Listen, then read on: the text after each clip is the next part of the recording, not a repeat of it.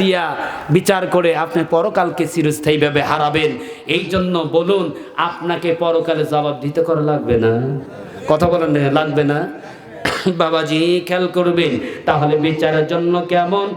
প্রথম নম্বর শর্ত হলো বিচারের জন্য করতে হবে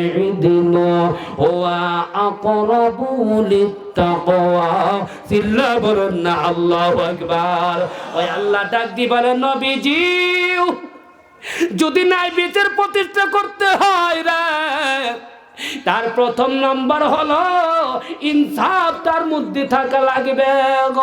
আর ইনসাফ ভিত্তিক যারা বিচার করবে, এটা হলো তাকওয়ার মধ্যে সবচাইতে শ্রেষ্ঠ তাকওয়া। জোরে বলুন আল্লাহু আকবার।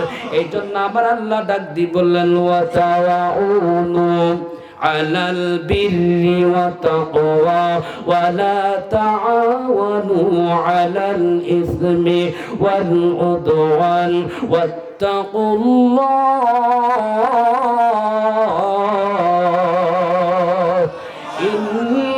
ইন্নাল্লাহা শাদীদুল ইকাব।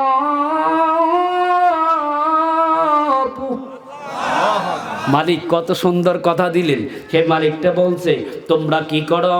বিররু অর্থাৎ সৎ কাজে তোমরা প্রতিযোগিতা করো, তাকওয়ার কাজে প্রতিযোগিতা করো, কিন্তু গুনাহ আর শত্রুতার এই কাজে তোমরা প্রতিযোগিতা করা যাবে। কারণ হলো আল্লাহ পাক বললেন, তাকুল্লাহ, তোমরা আল্লাহকে ভয় করো, ইন্নাল্লাহা শাদীদুল ইকাব। আল্লাহ ক্ষমতা, এমন ক্ষমতা, অর্থাৎ আল্লাহ তাআলা হিসাব নিতে তৎপর। ধরে বলুন আল্লাহু আকবার। ওই মালিকের ভয় যার অন্তরে আছে, বলুন ওই ব্যক্তি কোনদিন বিচারে পক্ষপাতিত্ব কোনদিন করবে? আর জোরে বলেন, করবে? তার প্রমাণ দেখেন কেমন একটা বিচার হয়েছিল। সাধারণ একটা বিচারের কথা বলি। হযরত আলী আর ফাতেমার সঙ্গে লাগছে একটু দ্বন্দ্ব। সুবহানাল্লাহ বলে। কেমন দ্বন্দ্ব? ব্যাখ্যা তো অনেক, ওই লম্বা আলোচনা না, সারমর্ম দিয়ে বোঝায় দিচ্ছি। আলী আর ফাতেমার সঙ্গে তর্ক অথবা মনোমালিন্য কেমন? আলীকে একটা চাদর দিয়ে বিক্রি করতে দিয়ে কিছু খাবার কিনতে পাঠাইছে, কিন্তু আলী দেখে রে একবারে ঝুড়ি ভর্তি খাবার নিয়ে হাজির। সুবহানাল্লাহ জোরে বলেন। এই জন্য হাট বাড়া গাছ বাড়ার মায়েরা রে, তোমাদের জন্য কিছু বলে যাই গো। নবীজির কন্যা ফাতেমা আলীর খাবারের ঝুড়ির দিকে তাকায় দেখে এত খাবার কেমনি করে। আলী পাইল নিঃসন্দেহ আলী তার অভাবের কারণে স্বভাব নষ্ট করে কোনো জায়গা থেকে নাই তার ফাঁদি এনেছে, নইলে চুরি করেছে। এই চিন্তা ভাবনা ভিতরে কাজ করার কারণে আর আলীকে ফাতেমা আর ঘরে ঢুকতে দিচ্ছে না। সুবহানাল্লাহ জোরে বলেন। আমাদের মা বোনেরা হইলে বলতো, স্বামী তোমার চাইতে ভালো স্বামী আর দুনিয়ায় নাই।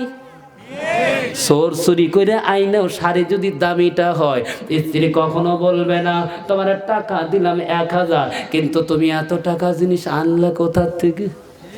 কথা বলেন না কেন? কথা বলেন। কারণ হলো স্ত্রীদের পরীক্ষা মাঝে মাঝে করার দরকার আছে না নাই? জোরে বলুন, আছে না নাই? আমার স্ত্রী মাঝে মাঝে টাকা দেয়, দেওয়ার পরে দেখা যায় তার সাথে বেশি টাকা দিয়ে জিনিস নিয়ে আসলি, কয়টা পাইলেন কোন থেকে? প্রশ্ন করার দরকার আছে না? আমি দিলাম আপনাকে 1000, আপনি তো এই 3-4 হাজার টাকার বাজার পাইলেন কোথায়? এখন হলো ডিজিটাল, যদি ওই বিকাশালারে ফোন দেওয়া যায় টাকা 1 সেকেন্ডের মধ্যেই। কথা বলেন না কেন? এখন তো হাতে হাতে টাকা নিয়ে ঘোরা যায়। কথা বলেন, পকেটে কি টাকা রাখার দরকার আছে? কথা বলেন। বাবাজি উদাহরণটা দিব, দেখেন সুন্দর করে মন দিয়ে খেয়াল করে। নবীজির কন্যা তার চিন্তা চেতনা হলো ঈমান মনে হয় নষ্ট হয়ে গেছে, এই জন্যই কাজ করেছে। আলী রাদিয়াল্লাহু তাআলা আনহু যখন এই কথা শোনার পরে আলী ডাক দিয়ে ফাতেমারে, না না আমি অভাবে স্বভাব নষ্ট করি নাই, আমি আমাকে নিজে চিন্তা করেছ। আলী এত সুন্দর করে ফাতেমারে বুঝাইলো, ফাতেমা তারপরেও বুঝতে চাচ্ছে না। আল্লাহু আকবার বলেন।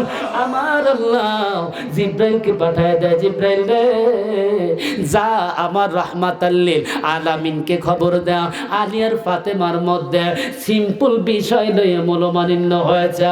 নবীর কাছে সব ব্যাখ্যা দেওয়ার পরে বিশ্ব নবীজি আলীর বাড়িতে এসে বাইরে থেকেও সালাম জানায়, ফাতেমাকে মুস্কি হাসি দিয়ে ডাক দেয়, ফাতেমা কার বিষয় তুমি এই অভিযোগটা দায়ের করতেছো? তুমি কি জানো এ হলো শেরে খোদা আলী, যুবকদের মধ্যে শ্রেষ্ঠ সর্বপ্রথম মুসলমান, ইসলাম কবুলকারী হযরত আলী। ফাতেমা রে এমন কার বিষয় তুমি অভিযোগ দিছ গো? আরে মা ফাতেমা, আমার আলী যখন আমার পরিবারে থাকতো গো, আমার চুলাতে রান্না কইলা আলী খাইতো। কেতাবে এসেছে 20 দিন পর্যন্ত নবীর চুলায় উনুন জ্বলতো না। সুবহানাল্লাহ জোরে বলে। ওই কোরমা খেজুর কিছু থাকলে খাইতো, নইলে সেই আলী ওই পাথর পেটে বান্দা বান্দা দিনগুলো পার করত। ফাতেমা রে এমন আলী এই কাজ করতে পারে না। ফাতেমা আলী এমন একটা যে কাজ করেছে খুশি হইয়া এই অর্থগুলো 60টা টাকায় রূপান্তরিত হয়ে আল্লাহু আকবার বলে। ফাতেমা এই জন্য আমার আলী মন মতো খাবার কিনে নিয়েছে হাসান হুসাইনের জন্য। সঙ্গে সঙ্গে ফাতেমা আলীর কাছে ডাক দিয়ে বলে, স্বামী গো আমি তোমাকে ঈমান বিধ্বস্ত হবে এমন কাজ যেন না হয়। আমি ফাতেমা গো তোমাকে জাহান্নামের আগুন থেকে বাঁচানোর জন্যই কথা বলেছিলাম। আমাদের স্ত্রীরা হইলে উল্টা পাল্টা কথা শোনাইতো। কথা বলেন। আর ওই যে রসুলকে খবর দিছে কে? আল্লাহ। জোরে বলেন কে দিছে? আর রসুল আয়েশা মুস্কি হেসে হেসে তার বিচার করছে।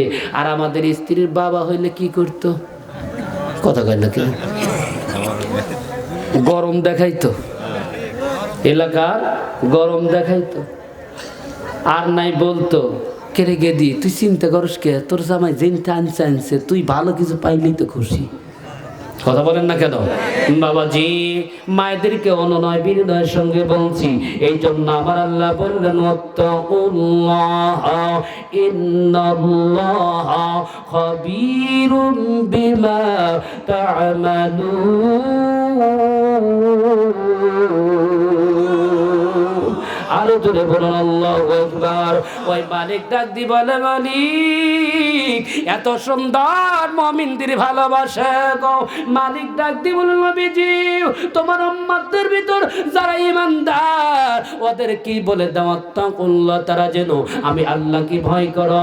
কেন না ইন্নাল্লাহ নিশ্চয় আল্লাহ তাআলা খাবীরুম বিমা তা'মালুন, যা কিছু করেন সমস্ত কিছু কেউ না জানলে আল্লাহ জানে কিনা?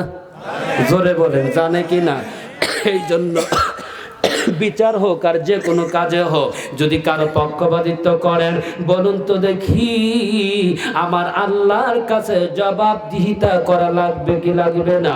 এই জন্য আমার আল্লাহ সুন্দর করে বলছেন তাহকুমু বিল আদলি ইন্নাল্লাহা নি'মা ইয়া'যুকুম বিহি। সিল্লা জোরে বলুন না আল্লাহু আকবার। আল্লাহ পাক ডাক দিবেন, নবীজি তোমার উম্মতদেরকে বলে দাও ওয়াইযা হাকামতুম বাইনান নাসি আন তাহকুমু বিল আদল, যখন মানুষের মধ্যে যারা বিচার ফয়সালা কাজ যখন করবে আমি মালিক কথা দিলাম রে ওরা যেন ন্যায় বিচার যেন তাদের মধ্যে করে। চিল্লা জবান করে বলুন আল্লাহু আকবার। এই নবী দাউদের কাছেও একজন বকরিওয়ালা এসেছে গো, এসে বলছে হুজুর আমার এই বকরিটা ওই অমুক লোকের ক্ষেত খামারটা খেয়েছিল, খামারওয়ালা এসেছে অর্থাৎ ক্ষেতওয়ালা এসেছে।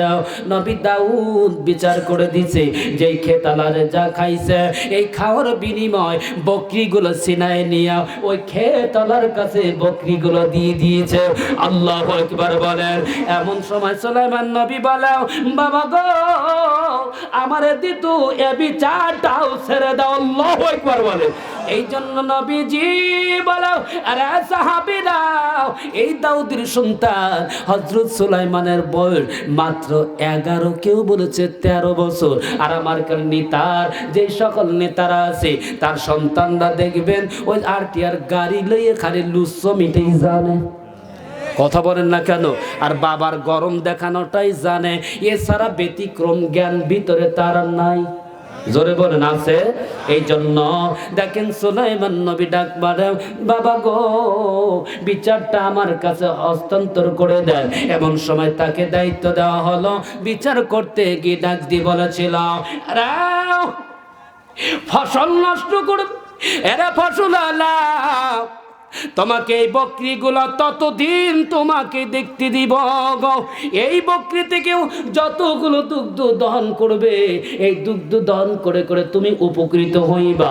কিন্তু যখন তোমার ফসলটা আগের পর্যায়ে যখন ফিরে যাবে, সঙ্গে সঙ্গে বকরি আনারে বকরি ফিরাই দিতে হবে। চিল্লা জোরে বলুন না আল্লাহু আকবার। বকরিওয়ালাকে ডাক দিব না, বকরিওয়ালা রে,